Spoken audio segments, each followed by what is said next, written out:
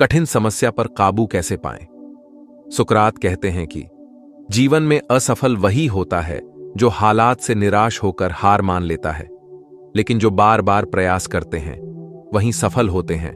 अगर आपके जीवन में कठिन समय चल रहा है और आप अपनी कठिन समस्याओं पर काबू नहीं कर पा रहे हैं, तो आज आपको हम कुछ महत्वपूर्ण उपाय बताने जा रहे हैं जिससे आप अपनी कठिन समस्याओं पर काबू पा सकते हैं। पहला, अपनी भावनाओं से बचने की कोशिश न करें। अपनी भावनाओं से बचना आपको अस्थायी रूप से आराम देता है, पर अंत में अपनी भावनाओं को अनदेखा या अस्वीकार करने से समस्याएं सुलझाने के बजाय उलझती जाती हैं। रिसर्च से पता चला है कि कैंसर रोगी जो अपनी भावनाओं को स्वीकार कर उसे व्यतीत करते हैं, उनकी तुलना में जो अपनी भावनाओं को व्यतीत नहीं कर पाते, उनकी तबीयत और ज्यादा बिगड़ जाती है। बचाव नीतियों के उदाहरण निम्नलिखित हैं। मुद्दे के बारे में सोचने के लिए अपने आप को व्यस्त करें। समस्या मौजूद है, इस बात को इनकार करना, समस्या पर ध्यान न देना और इस विषय पर बात करने से इनकार करना, आप बेहतर महसूस करने के लिए मन बहलाव करने वाले बातों का प्रयोग करें, जैसे टीवी, भोजन, संगीत, फिल्म देखना इत्यादि। सबसे खराब स्थिति पर ध्यान केंद्रित करें। दूसरा, अपने अतीत से सीखें। जब आप अपने अतीत के अनुभव को याद करते हैं तो इन्हें सीखने के अनुभव और सामर्थ्य के साधन समझें, न कि इन्हें कमजोरी। हर कठिन और तनावपूर्ण घटनाएं हमें मानसिक रूप से उबरने और भविष्य में कारगर रूप से अपनी भावनाओं को व्यक्त करना सिखाता है। यहां कुछ ऐसे प्रश्न हैं जो अपने आप से पूछना चाहेंगे। किस तरह की घटनाएं या अनुभव मेरे लिए तनावपूर्ण हैं? इन अनुभवों के प्रति मेरी क्या प्रतिक्रिया है? इन अनुभवों से मैं किसे प्रभावित हुआ हूं? इन अनुभव के बाद मैंने अपने बारे में क्या सीखा और दूसरों के साथ मेरा व्यवहार कैसा है? अगर किसी का अनुभव मेरे अनुभव से मेल खाता है, क्या उसकी मदद करने से मेरी मदद हो जाएगी? अतीत के अवरोध को मैंने कैसे हरा दिया, पार किया? इस सीख से भविष्य में आने वाले अवरोध को कैसे निपटाऊंगा? तीसरा, किसी अनुभवी व्यक्ति की सहायता लें। यह सामान्य काल्पनिक सोच है कि यह थेरेपी बस उन लोगों के लिए है जिनकी समस्याएं गंभीर हैं और उनके पास कोई दूसरा विकल्प नहीं है, पर यह सच नहीं है। एक चिकित्सक या सलाहकार आपको भावनाओं को समझने में और उन पर अमल करने में मदद करता है। वह लोग आपको सहनशीलता के तकनीक सीखने में मदद करते हैं और आपको मानसिक रूप से मजबूत और स्वस्थ बनाते हैं। कई प्रकार के स्वास्थ्य हेल्थ प्रोफेशनल हैं। मनोचिकित्सकों और मनोरोग नर्स चिकित्सक वह लोग हैं जो दवाइयों की पर्ची लिखते हैं। ये लोग सलाह, काउंसलिंग भी प्रदान करते हैं। क्लिनिकल साइकोलॉजिस्ट, लाइसेंस्ड क्लिनिकल समाज सेवक, सोशल वर्कर, विवाह तथा परिवार सुधार सेवक, licensed marriage and family therapists और लाइसेंस्ड सलाहकार, प्रोफेशनल काउंसलर्स, सभी सलाह, काउंसलिंग देने की सेवा देते हैं। कई सेवाओं में काउंसलिंग और थेरेपी भी शामिल हैं। अपने डीनेक्टर या बीमा कंपनी से बात करें और किसी ऐसी सेवाओं का पता लगाएं जो आपके इलाके में रहते हैं। चौथा, समस्या सुलझाने पर लगे रहें। ध्यान मग्न होना अक्सर भाववाचक, बिना जवाब वाले सवालों पर ध्यान केंद्रित करता है, जैसे कि ऐसा मेरे साथ ही क्यों होता है या मेरी क्या गलती है।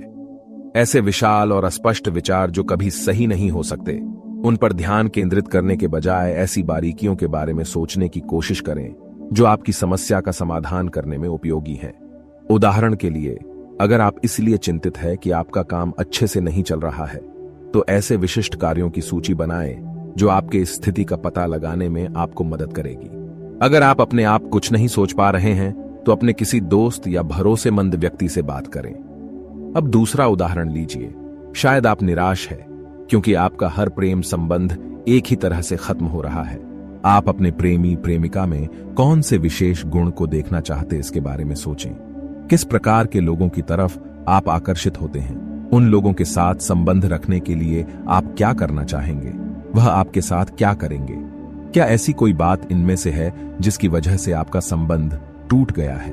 पांचवा, किसी मुश्किल घटना के बाद अपनी भावनाओं को कैसे व्यतीत करें, यह जानें। एक मुश्किल या दर्दनाक जीवन घटना से जुड़ी भावनाएं अविश्वसनीय रूप से दर्दनाक हो सकती हैं, और जब आप अपनी गहरी भावनाओं को व्यतीत करते हैं, तब भावनाएं तीव्र प्रभाव डाल सकती हैं। पर यह पता करें कि कहां से शुरुआत करें। हालांकि भावात्मक विचारों को व्यतीत करने के 4 चरण हैं और हर व्यक्ति को इससे गुजरना पड़ता है ताकि ऐसे विचारों का इलाज हो सके। सर्किट तोड़ना, यह चरण सदमा लगने के तुरंत बाद आता है।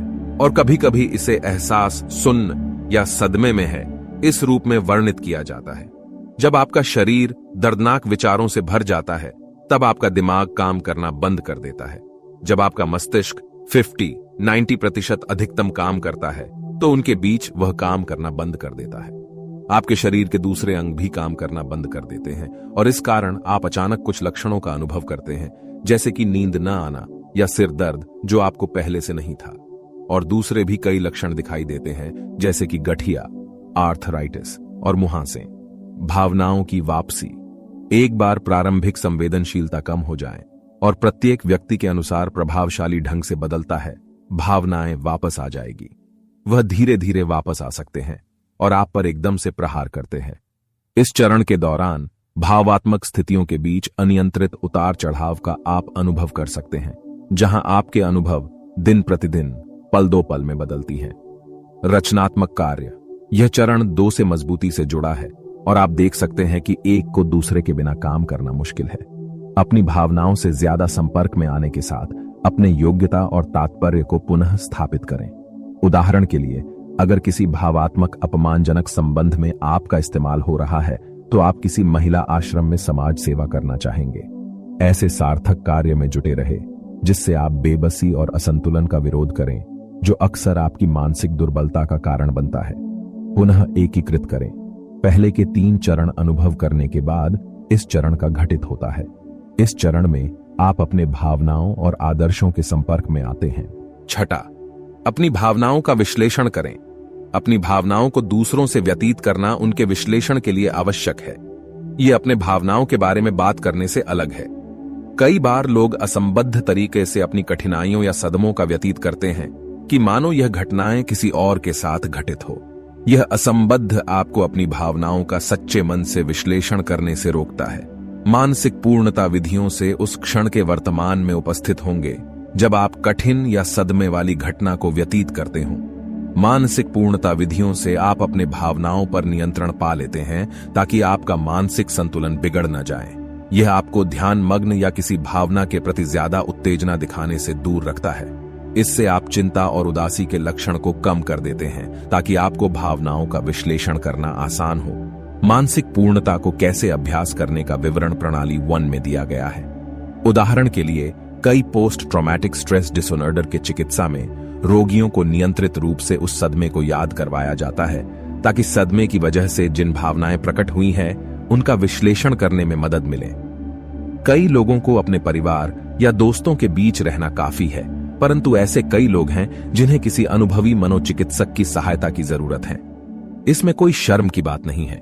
सलाहकार और चिकित्सक आपकी सहायता और सहमति के लिए हैं, तो आप ईमानदारी से उन्हें अपनी भावनाओं को व्यतीत करें। 7वां, अपने आप को व्यतीत करें। यह देखा गया है कि जब अपने भाव को व्यतीत करते हैं, चाहे वह कला, संगीत, नृत्य, लेखन या दूसरों से बात, तो आपको कठिन समय से गुजरने में सहायता मिलती है। जब आप अपने भावनाओं को एक से ज्यादा तरीके से व्यस्त रखेंगे तो आप उन्हें खोजने और समझने में प्रोत्साहित होंगे। ऐसे क्रियाओं पर ध्यान दें जिससे आप सुरक्षित और शांत महसूस करते हैं।